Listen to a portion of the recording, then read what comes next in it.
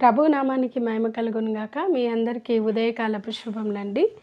మరి ఈరోజు దేవుడు మనతో చేస్తున్నటువంటి వాగ్దానము ప్రకటన గ్రంథము 3వ అధ్యాయము 10వ వచనం. నీవు నా ఓర్పు విషయమైన వాక్యమును గైకొంటివి కనుక భూనివాసులందరూ శోధించుటకు లోకమంతటి మీదికి రాబోవు శోధన కాలంలో నేను నిన్ను కాపాడేదను. మరి ప్రియమైన దేవుని బిడ్డలారా, ఈరోజు దేవుడు మనతో మాట్లాడుతున్న ఈ మంచి మాటను బట్టి దేవునికి మహిమ కలుగును గాక. భూమి మీదికి శోధన రాబోతుంది. భయంకరమైనటువంటి విపత్తులు రాబోతున్నాయి. ఈ రాబోతున్నటువంటి శోధన కాలంలో దేవుడంట మనల్ని తప్పిస్తా అని మాట్లాడుతున్నారు.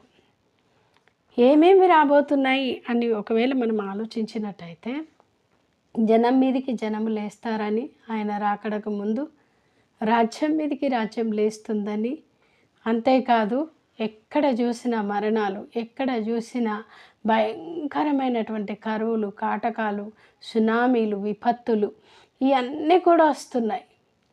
మనము 2019లో చూసినట్టయితే భయంకరమైనటువంటి కరోనా వచ్చి ఎంతోమంది చనిపోవడం జరిగింది.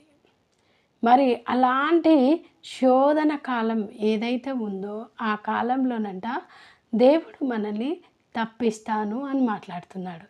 కానీ దానికి ఒక చిన్న షరతు ఉంది. ఏం షరతు అని అంటే, ఇక్కడ ఈ చిన్న సంఘంతో దేవుడు మాట్లాడుతున్నాడు. ఏమన్నానంటే, నీవు నా ఓర్పు విషయమై వాక్యమును గైకొంటివి కనుక భూనివాసులను శోధించుటకు లోకమంతటి మీదికి రాబో శోధన కాలంలో నేను నిన్ను కాపాడేదని. ఏం విషయం అంట? ఆయన ఓర్పు విషయమై.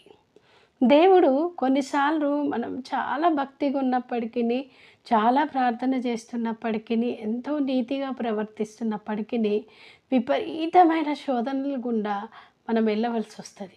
అలాంటప్పుడు మనకు అనిపిస్తుంది, అయ్యో నేను ఇంత భక్తి చేసుకొని ఉండటం వ్యర్థమే అనిపిస్తుంది. ఆసాపు కూడా అట్లనే ఆయాసపడతాడు, అయ్యో నేను నిర్దోషమైన చేతులు కలిగి ఉండటం వ్యర్థమే, నాకంటే భక్తిహీనుడే బాగున్నాడు కదా అని చెప్పి ఆయాసపడతాడు. ఆయన అంటాడు అక్కడ, నేను తొందరపడిన వాడనై మనుషులు ఎవ్వరు కూడా నమ్మదగిన వారు కారనుకుంటుని అని కూడా అంటాడు.